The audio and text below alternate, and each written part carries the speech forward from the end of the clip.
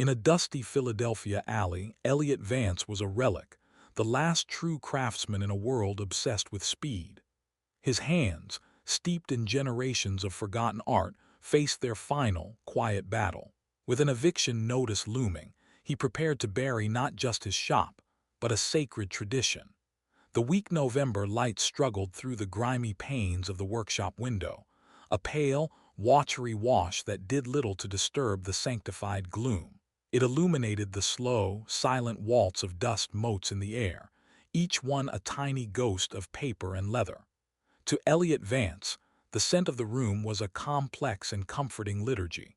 The dry, sweet perfume of old paper, the sharp tang of hide glue, the earthy undertone of aging buckram, and a faint, almost imperceptible hint of decay. It was the smell of history, of preservation. It was the smell of his entire life, condensed into a single, sacred breath. At 48, Elliot was the sole proprietor and occupant of the Gilded Page, a name inherited from his grandfather, a name that now felt like a cruel joke against the cramped, forgotten space it occupied in a Philadelphia alleyway. On his workbench, beneath the focused, unwavering beam of an articulated lamp, lay his current and final patient, a 17th-century botanical atlas. Its spine was completely shattered, its brittle pages whispering of imminent dissolution, the hand-colored illustrations of foxgloves and ferns fading like memories. Tucked under a jar of bone folders worn smooth by his grandfather's hands, a violent slash of fluorescent pink screamed against the muted tones of the workshop. A final eviction notice. The date stamped on it was just 3 days away. A familiar tightness coiled in his chest, a sensation he had learned to methodically push down. He ignored it, his entire world narrowing to the needle and thread in his hand. He was performing a final, quiet act of rebellion. He refused the quick-fix chemical adhesives and soulless heat presses that had become the industry standard. Instead, he was painstakingly securing the book sections with a stitch of his own design, the sparrow's wing. It wasn't a simple line, but a delicate, interlocking lattice of tiny knots and threads that mimicked the resilient architecture of a bird's wing, distributing stress away from the fragile paper. The commission would barely cover a week's groceries, let alone the mountain of debt that was finally burying him. But this wasn't about money. This was a sacrament. With each precise, rhythmic pull of the waxed linen thread, he wasn't just mending a book. He was crafting a eulogy for a dying craft, and for the man who had stubbornly refused to let it go. The pressure of the eviction notice was a physical weight, a low-frequency hum of anxiety that settled in his bones. It made his movements more deliberate, each action imbued with a sense of finality. That pressure had been brutally amplified yesterday by a voice dripping with modern condescension.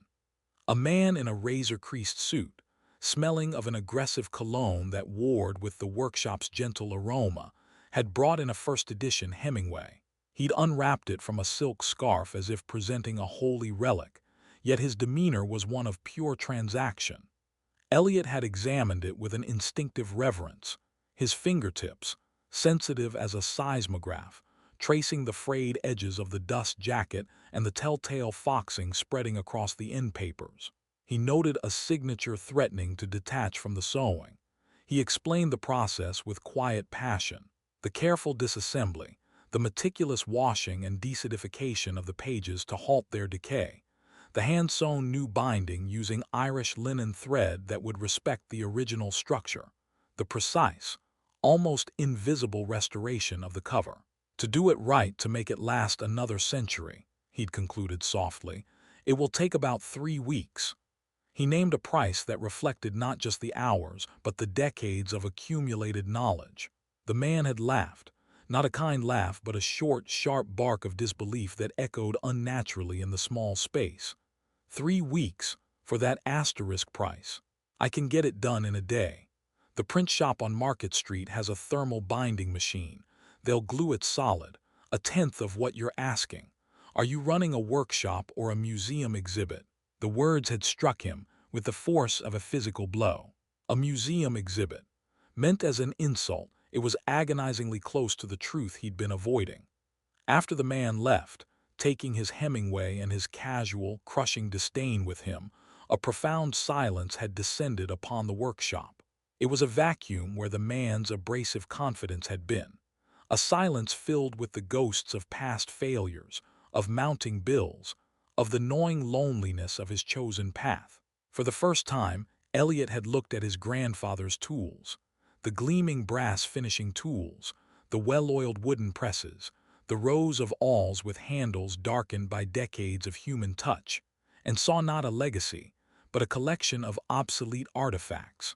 He slumped onto his stool, the half-finished botanical atlas before him suddenly seeming like a monument to his own stubborn foolishness. The thought, once unthinkable, now took root in his mind with terrifying clarity. Give up, sell the tools to collectors who would display them under glass. Sell the remaining stock of marbled paper and supple leather hides. Find a job in a warehouse, a factory, anywhere that offered a steady paycheck and a quiet end to this slow, noble starvation. The dream of the Gilded Page hadn't just died. He was simply the last person to leave its tomb. Just as he was reaching for a dusty cardboard box, the one labeled personal effects that had sat empty for a decade, the tiny brass bell above the door chimed. The sound was so unexpected, so alien to the rhythm of his despair, it made him flinch. He rarely got visitors who weren't either lost tourists seeking directions or, like yesterday's man, bearers of misguided hope who quickly soured into sources of fresh pain. A woman stood silhouetted against the alley's gray light. She wasn't a tourist.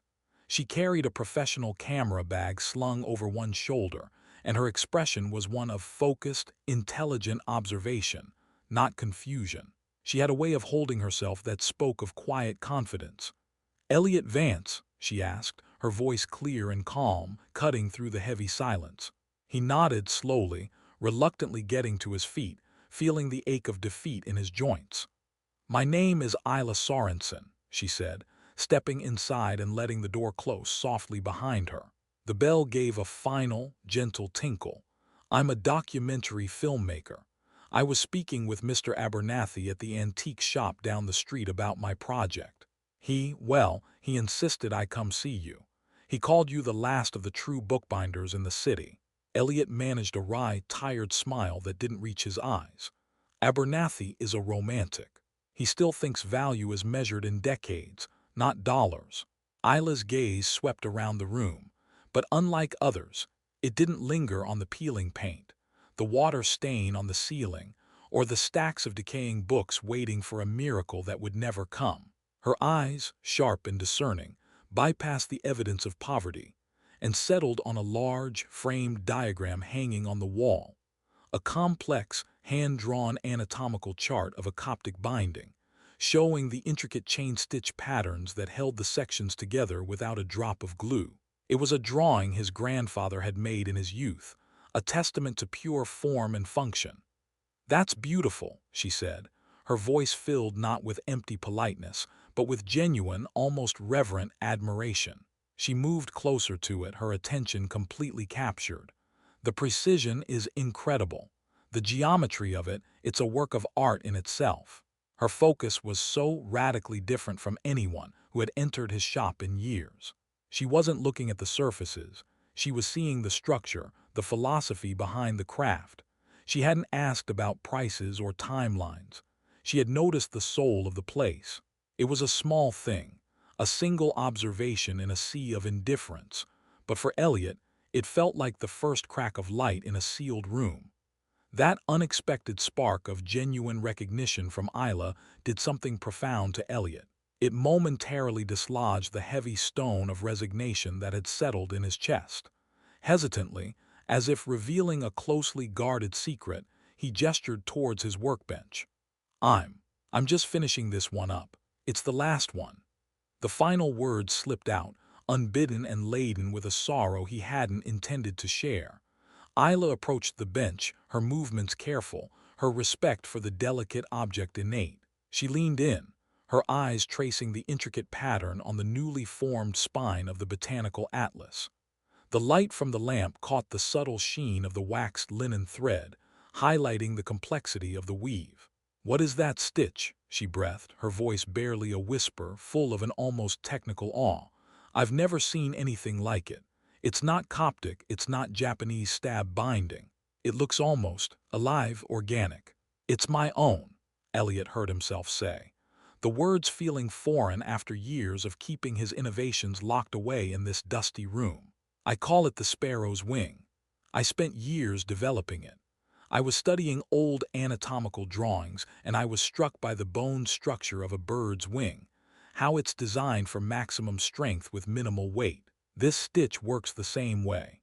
It's a series of interlocking knots that distributes the stress across the entire signature, allowing the spine to be strong but flexible. It moves with the paper, not against it." Isla was completely captivated. She looked from the book to Elliot, and in her eyes he saw a profound, startling understanding that went beyond mere appreciation. "My grandfather was a watchmaker," she said softly, her gaze still fixed on the spine. "The old kind, from a small village in Switzerland. He would spend 100 hours on a single gear, polishing it to a tolerance no one would ever see, no machine could ever measure. He did it just because he knew it was the right way. He called it mechanical integrity." "This," she said, her eyes lifting to meet his, a powerful connection arcing between them, "this is the same thing. This is structural integrity. It's a form of love." The word love hung in the air, resonating with a truth so deep it made Elliot's throat tighten. Someone finally, truly understood. This stranger, in less than 5 minutes, had given a name to the silent, driving force of his entire existence. "Elliot," Isla said, her tone shifting from appreciative to urgent, a filmmaker's instinct kicking in. "I'm filming a series about artisans like my grandfather, people whose skills are becoming ghosts in the modern world. Would you, would you let me film you finishing this? Just your hands. Just the final stitches of the sparrow's wing. No interview, no sob story, just the work. The world needs to see this." He stared at her, then at the book, then at the pink eviction notice peeking out from under the jar. It was an absurd proposition, documenting the final, elegant moments of a spectacular failure. Yet the look in her eyes wasn't one of pity. It was one of preservation, of bearing witness. She wanted to save this one small act from the abyss of being forgotten. He gave a slow, tired nod. For the next hour, the only sounds in the workshop were the quiet, near-inaudible whir of Isla's camera and the gentle asterisk shush of the needle passing through paper. She was a silent, respectful presence, her lens focused entirely on the intricate ballet of his fingers. He worked with a renewed sense of purpose, his hands moving with the fluid grace of long practice. He was no longer just finishing a job. He was performing for someone who understood the music. When the final knot was tied and the thread snipped, a profound, unfamiliar peace settled over him. 2 days later, with the eviction looming like a guillotine, his phone buzzed with a text from a friend. "Elliot, you need to see this." It was a link. Isla had posted the video. It was just 3 minutes long, set to a simple, melancholic cello score. The title was, "His Hands Hold More Than a Book Asterisk." The video was a quiet, meditative close-up of his hands weaving the sparrow's wing stitch. It showed the tension of the thread, the precision of the needle, the final, perfect knot. It was beautiful. He scrolled down and saw the view count, 500,000. It was climbing as he watched. The comments section was a torrent of raw emotion. "This is what humanity is losing. I cried watching a man sew a book. What is wrong with me? This isn't craft, this is pure art. That stitch is an engineering marvel. It's genius." For the first time in years, Elliot Vance didn't feel like a relic. He felt seen. The viral video was a strange, disembodying experience. Elliot watched the number climb, feeling like a ghost observing a memorial for a life he was still living. The comments were a balm, but they didn't change the reality of the pink slip on his desk. Tomorrow was the day. The marshals would come. The locks would be changed. He spent the morning in a haze of sorrowful logistics, wrapping his grandfather's tools in oilcloth and placing them carefully into wooden boxes. Each tool was a memory, each box a coffin. He was sorting a stack of antique marbled end papers when his ancient laptop, which he hadn't opened in days, let out a cheerful ping, announcing a new email. He almost ignored it, assuming it was another automated payment reminder. But something made him walk over and click the trackpad. The subject line was simple: regarding your sparrow's wing stitch. The sender was Dr. Alastair Finch, Chief Conservator, the Morgan Library and Museum, New York. Elliot's heart hammered against his ribs. He clicked it open, his hand trembling. Dear Mr. Vance asterisk. My name is Alastair Finch. I am the head of the Conservation Department at the Morgan Library and Museum. A junior fellow in my department forwarded me a short film this morning by a Miss Isla Sorensen, featuring your remarkable hand-stitching technique. Mr. Vance, I have been a book conservator for over 30 years. I have studied and practiced techniques from the 4th century to the present day. In all that time, I have never seen a non-adhesive binding solution as elegant, innovative, and functionally beautiful as your sparrow's wing. My entire team and I watched it, utterly captivated. You have solved a problem we have been wrestling with for decades: how to provide robust, flexible support to our most fragile medieval manuscripts without compromising their integrity. It is, without exaggeration, a revolutionary concept. We would like to formally invite you to New York, at our expense, to discuss a proposal. We wish to offer you the position of Special Project Consultant to lead a new initiative focused on the structural reinforcement of our most delicate holdings. This would involve not only your direct work, but also the opportunity to train a new generation of conservators in your method. We believe your talent is a vital resource that must be preserved and shared. Please let me know when you might be available to speak.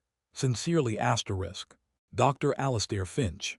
Elliot read the email once, then a second time, then a third. The words on the screen seemed to shimmer, to rearrange themselves into a language of pure, impossible hope. The Morgan Library. It was the Mecca for people like him. It wasn't just a job offer. It was a validation of his entire life, of his grandfather's legacy, of every lonely hour spent in service to an ideal he thought the world had forgotten. He leaned his forehead against the cool screen of the laptop, and for the first time since he was a boy, he wept. They weren't tears of sorrow or despair, but of overwhelming, earth-shattering relief. The tide hadn't just turned. A tidal wave of recognition had just crashed upon his lonely shore. 6 months later, the light flooding the room was no longer the weak, watery gray of a Philadelphia alley, but the bright, clean, climate-controlled luminescence of the conservation lab at the Morgan Library and Museum. The air smelled not of decay, but of controlled preservation, a sterile yet hopeful scent. Elliot stood before a long table, the 17th century botanical atlas resting on a velvet cradle beside him as a teaching example. Around the table, 3 young interns watched his hands with the same rapt attention Isla's camera once had. You see, he explained, his voice steady and confident, the tension has to be just right. You're not fighting the paper, you're persuading it. The sparrow's wing isn't about forcing it together. It's about creating a system of mutual support. His hands, once tools of a lonely battle against time, were now instruments of legacy, passing on a lifetime of knowledge. His old workshop, the Gilded Page, had been saved.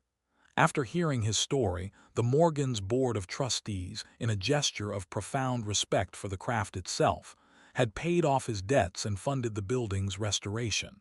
It was no longer a tomb, but a living institution. The Vance Center for Traditional Book Arts, an official annex of the museum's educational outreach. Elliot returned once a month to lead workshops for aspiring bookbinders, calligraphers, and papermakers. The little brass bell on the door now chimed for eager students. Isla's short film had won a prestigious award for documentary shorts, launching her career into a new orbit. She was now deep in production on a feature-length film, a broader look at the quiet, essential work of artisans in a world obsessed with speed, with Eliot's story as its heart. One afternoon, a package arrived for him at the museum. Inside was a framed poster for Isla's upcoming film. The image was a beautiful, high-contrast shot of his hands, caught in the act of weaving a thread through an ancient page, the very shot she had taken on that desperate afternoon. Tucked into the frame was a handwritten postcard from Isla. "Eliot," it read, "they say a picture is worth 1,000 words. This one is worth a whole library. Thank you for trusting me. Look what we started." He propped the poster up on his pristine new workbench, next to a 15th century book of hours he was scheduled to assess. He looked down at his own hands, the familiar calluses still there, the faint ink stains in the creases. They were no longer the hands of a forgotten man fighting a losing battle. They were a bridge, connecting the silent wisdom of the past to the hopeful hands of the future. The gilded page had not just been saved, it had been rewritten.